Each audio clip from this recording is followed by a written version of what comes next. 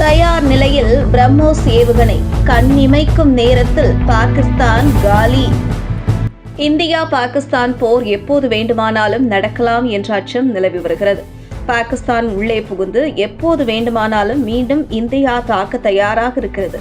இதற்காக பிரம்மோஸ் ஏவுகணைகளை இந்தியா பயன்படுத்த தயார் நிலையில் வைத்துள்ளது. பிரம்மோஸ் தரை அல்லது கடலுக்கு அருகில் பறக்கிறது. அதனால் ரேடாரில் கண்டறிவது கடினம். அதை கண்டுபிடிக்கும் நேரத்திற்கு முன்பே இந்த ஏவுகணை இலக்கை தாக்கிவிடும். நிலம், கடல் அல்லது ஆகாயத்தில் இருந்து ஏவ முடியும் என்பதால் இந்த ஏவுகணை எங்கிருந்து வரும் என்பதை பாகிஸ்தானால் எளிதில் யூகிக்க முடியாது. மற்ற ஏவுகணைகளை இடைமறித்து எதிரி நாடுகளால் அழிக்க முடியும். ஆனால் இந்தியா பிரம்மோஸ் ஏவுகணையை மட்டும் தடுத்து நிறுத்த முடியாது. நிர்ணயிக்கப்பட்ட இலக்கை மிக துல்லியமாக தாக்கி அளிக்கும் சக்தி வைத்தது பிரம்மோஸ் ஏவுகணை. பிரம்மோஸ் ஏவுகணையின் ஆரம்ப தூரம் 290 கிலோமீட்டர். ஆனால் அதை 500 கிலோமீட்டர் வரை நீட்டிக்க முடியும். தற்பொழுது இந்தியா கைவசம் இருக்கும் பிரம்மோஸ் ஏவுகணை 800 கிலோமீட்டர் தொலைவில் உள்ள இலக்குகளை அழிக்கும் திறன் கொண்டது. இது இந்திய ராணுவம் விமானப்படைக்காக சிறப்பாக உருவாக்கப்பட்டது. மேலும் 1500 கிலோமீட்டர் வரை சென்று தாக்கும் திறன் கொண்ட பிரம்மோஸ் ஏவுகணையின் ஹைப்பர்சோனிக் பதிப்பை உருவாக்குவதில் இந்தியா மும்முரமாக உள்ளது.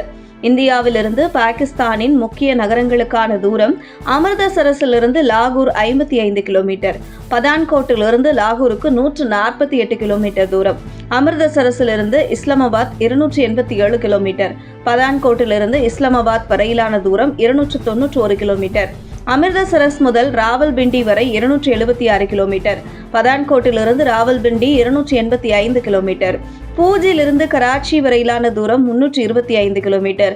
அந்த வகையில் இந்தியாவிலிருந்து பாகிஸ்தான் முக்கிய நகரம் அதிகபட்சம் 325 கிலோமீட்டர் சுற்றளவு மட்டுமே உள்ளது.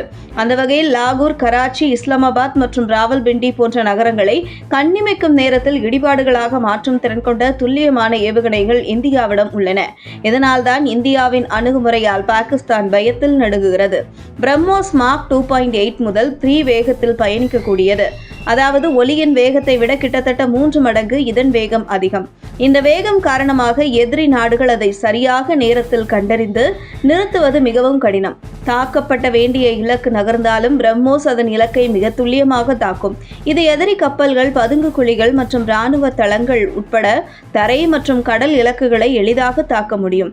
குறிப்பாக பாகிஸ்தான் இராணுவ கட்டளை மையங்கள், விமான தளங்கள், ஏவுகணை தளங்கள் மற்றும் முக்கியமான உள்கட்டமைப்புகளை துல்லியமாக குறிவைக்க உதவுகிறது. உங்கள் தின சேவல்.